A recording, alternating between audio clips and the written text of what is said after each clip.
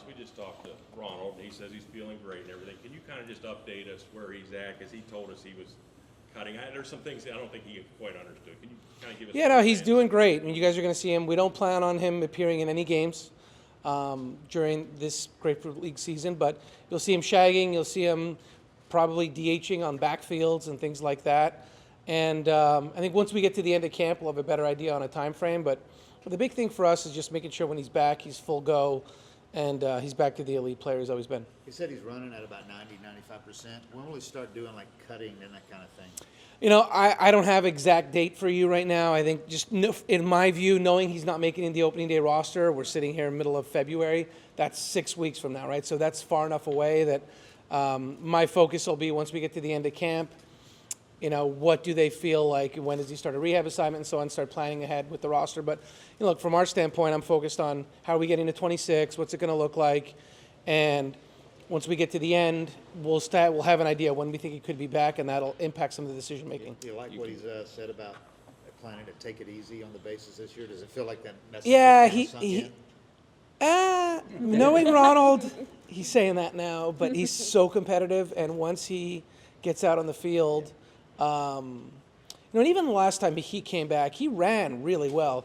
Defensively, he was just a little more tentative in the outfield, but his sprint speeds and everything on the bases in 22 was the same. So I think, you know, I think as he gets older and he matures and so on, but it was a freak thing that happened. So I don't think it's necessarily the base stealing or anything like that. I mean, the first time was a play in the outfield, right? So I think he'll be smart about it, but I do think once he gets more confident, I still expect him to, you know, be selective when he does run. In the Strider, I think he's got a bullpen today, but where's he at in terms of getting to lives and then kind of the next steps after that? Yeah, he's throwing a bunch of bullpens.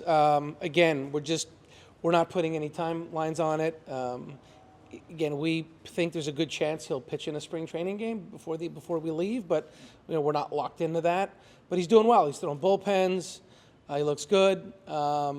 You know, live BPs will definitely happen in spring training, assuming no setbacks or things like that. So we have a calendar for him. But again, I just think if we start saying, hey, on this date he's doing this, and for whatever reason we decide to move it back a day or two, then it's a story and it's viewed as a setback or we weren't forthcoming. And so what I can tell you is he will not be on the opening day roster. That has been decided. And but the fact that he's thrown off a mound, you know, by the time we get to the end of spring training, we'll have a better idea in terms of rehab assignments and all that kind of stuff. In the process of easing Ronald back, is there a conversation of maybe putting him at DH to start when he gets back to Atlanta? No, he won't need to. And even, you know, there was I know when you look back at the numbers in 22, he didn't DH that much. So he's already so much farther ahead of where he was at the same stage. So just even at opening day, he's had that much more time to recover. So there's been no discussion of it. You know, things can change, of course, but no discussion. We don't anticipate needing to do that at all. And we expect when he's back that he's, you know, playing most likely all his games in the outfield. Who makes that final call? Like, is it Acuna who's telling him ready to go? It's collective. Yeah, no, I think right now that's something that we just talk daily. So he's an outfielder. He'll be back as an outfielder. If, like anything, if he needs a day here and there, we'll make that adjustment. But I'd say that about a lot of players. So, but there's no anticipation that he's going to need to be a DH.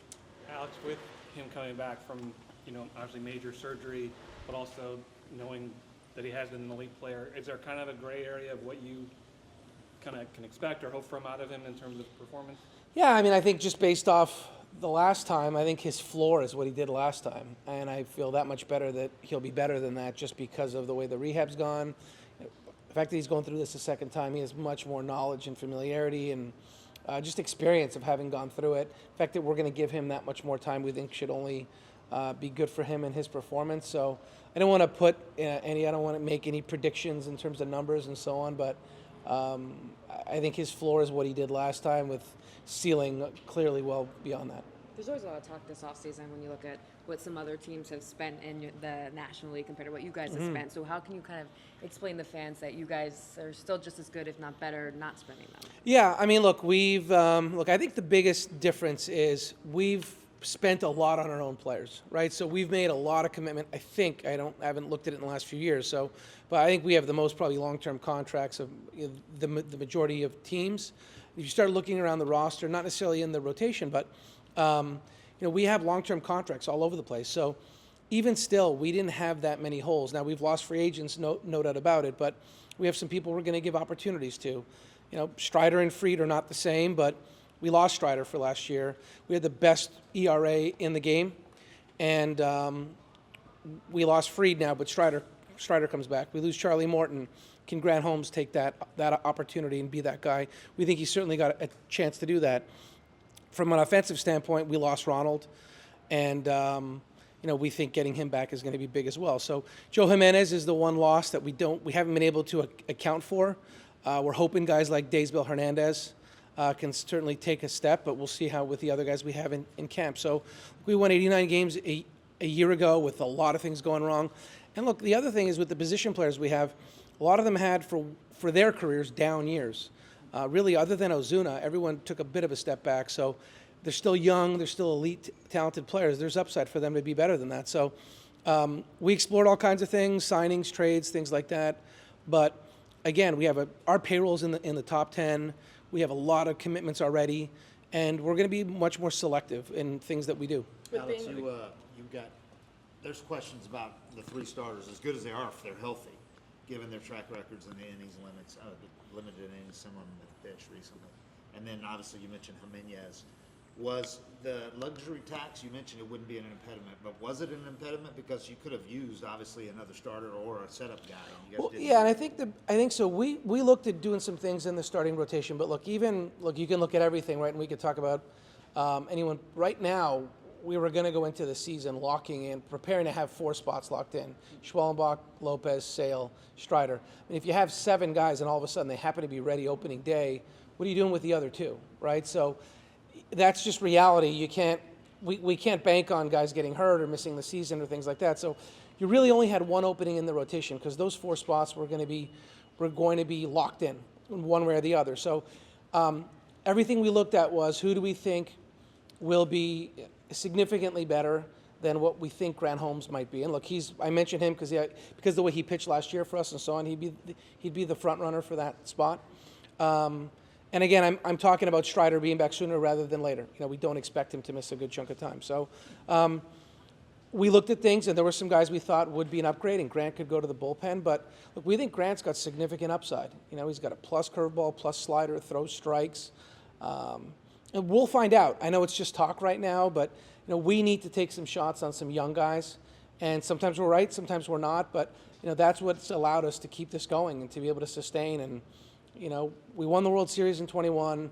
The next 2 years after that, we won 101 and 104 games after the World Series, which, you know, the Braves hadn't done in 20 plus years. And, you know, with all due respect to other organizations, you know, other than teams like the Dodgers and so on, a lot of teams you're seeing win the World Series and have to take a little bit of a dip and then try to build back up. So we're trying to avoid that. But part of that is making tough calls and breaking in young players and giving them a chance. So, from our standpoint, we're willing to do it and willing to go chase upgrades, but we always are considering blocking younger players. And it's the same thing. I mentioned this on radio a little while ago. We pursued Donaldson, but we knew that meant having to shift Riley to the outfield. And at a certain number and a certain point, we're going to go with Riley and repurpose those dollars in other places. So same thing. We like the upside. And, you know, we're going to give our young players a lot of opportunity. I know you said payroll would increase opening day to opening day. I guess is that, you know, teams can always add until opening day or after opening day. Is that something you guys have stayed engaged on, you know, in terms of what is out there? Yeah. I mean, look, to Dave's point about the tax, we were having conversations about a deal that would have brought us over the tax. And, you know, it just came down to, it had nothing to do with the dollars. Again, the tax is a tax, right, on every dollar over, right? It's not on your entire payroll. So you're just paying, you know, you sign a $2 million player, it costs $3 million. It's $1 million of tax right now. So that hasn't stopped us before. We've done it 2 years in a row, and for the right deal, we'll do it.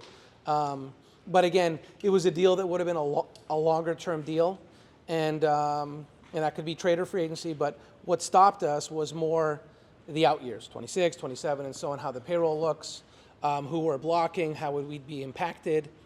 And it's the same thing. I mean, it's, again, we have a lot of guys that we're locked into that we believe in. You know, a lot of the position players are locked in. You know, we got an option on sale for the following year. So, you know, the 4 guys I brought up, those guys we have under control for at least the next 2. And then we do have the Ian Andersons and the Holmeses and some of these other young starters. So To block them for the right guy, sure. But again, we always have to balance out the short and the long term. You talked about tough calls. What do you believe will be some of those most difficult conversations and decisions you'll have to make here in the next month? Yeah, I think the most opportunity we have is in the bullpen. I think it's there's just a lot of we have a lot of guys that are coming in and competing for a job. So, and look, I think that's a place you might see us churn a little bit even during the year. So, we've had years where we've had guys on guaranteed contracts and not a lot of room, and that's the group we were going to go with. The group that we start with, there's a chance that you see that evolve over time and over the course of the season. So that's probably the one place I'd say there's the most opportunity for the guys in camp. Mention a guy like Ian Anderson. How confident are you that he can get back to that form that he was? I know he's dealt with some injuries the past few years. Yeah, and he really, again, you look back at 22. When you look back now in hindsight of getting hurt, and we won 101 games that year with him making 20+ starts. And we had a very good team. So I think that's his floor, right? I mean, the other 2 years he was very good. And again, his velocity was down that year and so on. And I think he's capable of a lot more. He's still a young man. He's had a normal offseason and so on. So again, back then, he was coming into camp as the 2 starter, the 3 starter, the 4. Now we're talking about the 5th spot. So the expectations aren't nearly as high. I'm not saying just for him, for that spot. But the upside is certainly there. So I like the fact that we have more than one candidate, and we have a lot of young guys as well. And you never know. You hope you have some nice surprises. We've had some really good surprises over the years, whether that's Soroka, Strider, Schwellenbach, Kyle Wright, guys that emerged. Max Fried was up and down. So we've had this organization and development's done a really good job of getting guys ready, and Ian Anderson coming up and doing so. I don't know who that person might be in 25, but it will not surprise me if we have another nice story, because we are deep on the mound in terms of young arms that we have. How realistic is it to think that Chris Sale can put together another incredible Cy Young year like he did last year and stay healthy through it all? Yeah, I mean, Cy Young, that's just like winning an MVP, right? So that one person can win that award, so that's hard to put that. But I think Chris, again, when we acquired him, it was just health. When he pitched, he was great. And even that last year with the Red Sox, the numbers, I think it was a 4 ERA, but the underlying information was still very strong. And I think he's in a great spot. And I think I said this at the time. We got Charlie Morton at 37, and he was our 1 starter when we got him all the way through the World Series. And he pitched like a 1. He was an ace. And Chris he's not even 37 years old yet. So I don't want to put any expectations on him. But look, we think he's a frontline guy, no doubt about it. We wouldn't have extended him when we got him if we didn't believe that. And, he deserves all the accolades. So we're confident in him and all the guys that we have. We've asked you about Daysbell and some of the other internal guys. What about Perdomo or Pilar? What intrigues you about a couple of those other guys there? Yeah, I mean, I think Perdomo he's a left-handed starter. He's a left-handed reliever that just really performed well for the Pirates before he got hurt. The strikeout rate was through the roof, and he has upside. And you're talking about him potentially being the 3rd left-hander out of the pen when you already have guys like Aaron Bummer, Dylan Lee. So with the upside that he has, he's out of options. Is coming back from Tommy John now, but he'll have to compete to make the team. Pilar is just someone that really performed well in the minors, went to the Dominican in the winter. The numbers were off the charts. The walk rate was exceptionally low. And again, Rule 5 pick, he's going to have to earn his spot. So there is a lot of opportunity, and we'll go with the best 8. One notable absence from this camp this year is Travis d'Arnaud. Could you kind of walk us through the calculus of deciding not to pick up that option here? Yeah, I mean, there wasn't much to it. It was just we were freeing up as much payroll as we could at the beginning of the offseason, and that was, if you look at all the series of transactions, Soler gets traded, we restructure Aaron Bummer, Ronaldo Lopez. I mean, we're normally not in the business of exercising club options early. We never have. So that's normally not something we would do. We normally wait for within 5 days after the World Series. We did it a year early on both guys to give ourselves a little more room in 2025. So came down to the same thing. Travis, all these guys, you'd love to have them all back. But at the end of the day, with the other needs that we felt that we had, we were going to repurpose the money, especially at the beginning of the offseason. And look, the minute he hit free agency, rightfully so, he was highly sought after and did great for himself and got a chance to go back home. But, can't say enough about everything he's meant to this organization and what he's done here. But we are just in a position with some of the other needs that we had. You've addressed some of the bullpen starters. How about the bench? What do you think about, I know Smith doesn't use the bench.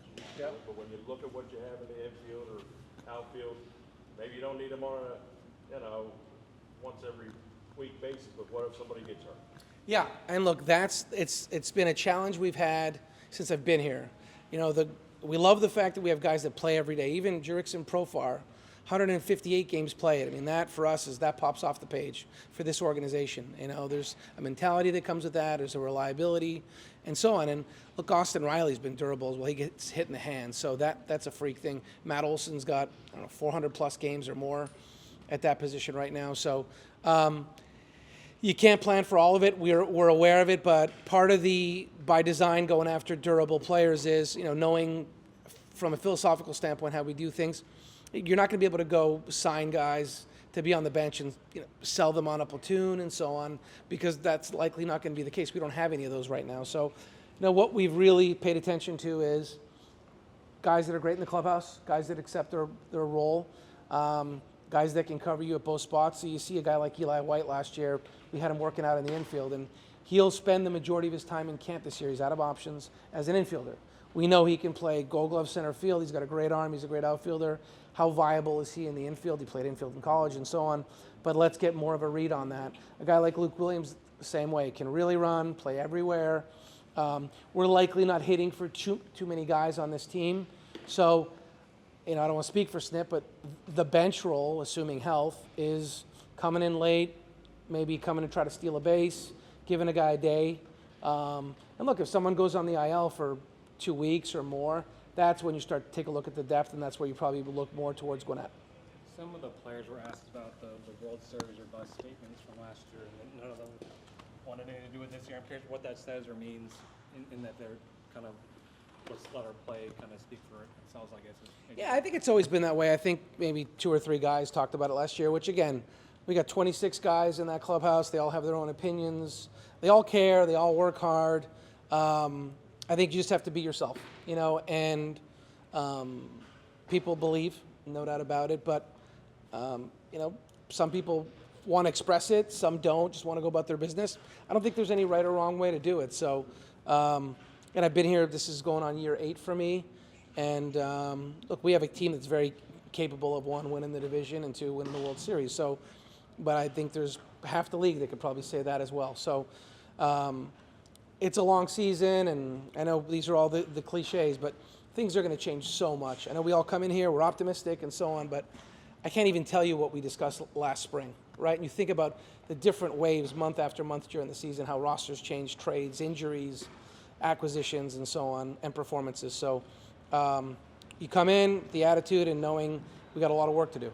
You guys had to endure such an overwhelming avalanche of injuries last year. How do you balance understanding the impact that had on 2024 while not using it as an excuse moving forward, the message of that towards the team? I don't think we ever did, and I don't think we ever did because we never, we continued to push, right? I mean, look, I remember in 21, it was the same thing.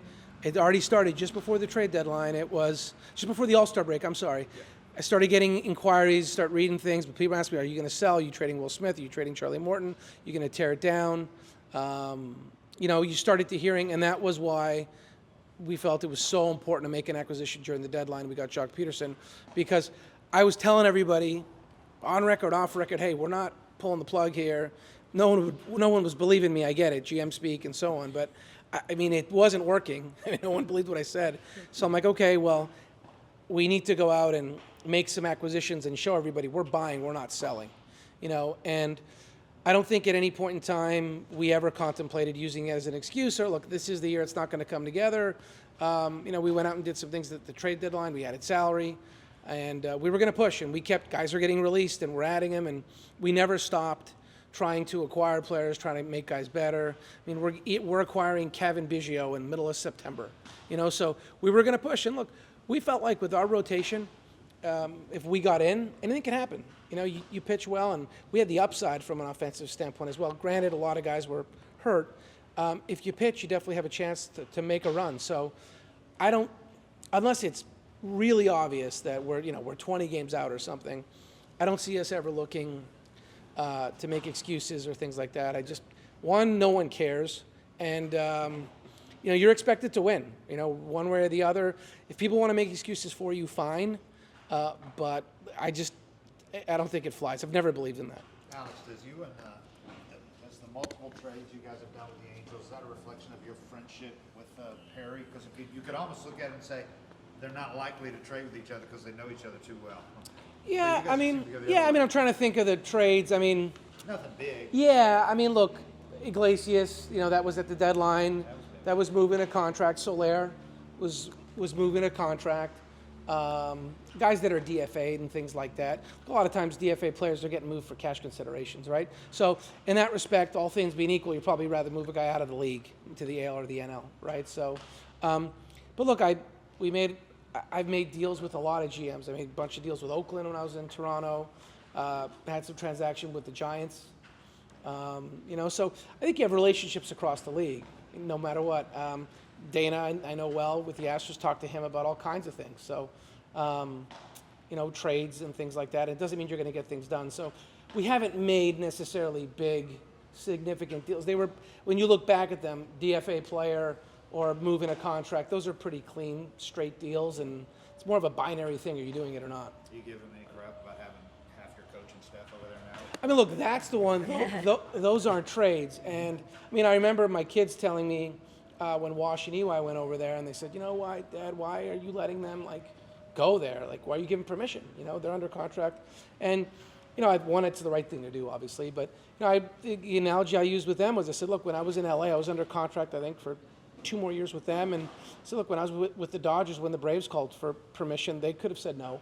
And they allowed me to pursue this opportunity. So we have a policy. We give permission on all of our employees. We don't, there's only 30 of these teams, and there's only so many opportunities. And I don't think it's the right thing to do to stop anyone if they can do better for themselves.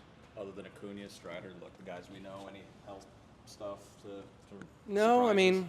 I'm sure that'll change daily, but right now, top of my head, no one's coming to mind. So as camp goes along, guys will be banged up, but I think, the things that we'll announce are if we think someone's not going to be ready for opening day. If someone comes in and has a sore hamstring or something, but we don't think it's long term. You're not going to hear us announce that stuff. But right now, of the guys that are here, everyone projected to be ready for opening day. You feel good with the guys you brought in, Casales, and you got Sandy Leon back, obviously. But then Eddie taking over some of those duties. You think you can continue this kind of catching culture you guys have had for several years with Sal? Yeah, look, I think it started with, since I've been here at least, also with Kurt Suzuki and Tyler Flowers. Tyler Flowers is still part of the organization. He's still involved. He's around during the season. You don't see him necessarily around the cages, but he'll come in and he'll be in the clubhouse from time to time, and we'll come to spring from time to time. So he's still very involved. And look, I know he did a ton for Travis the first year, and then I think Travis did a ton for Murph the same way. So I think we've got a lot of continuity and a lot of people that have done great things, and I feel really good about it.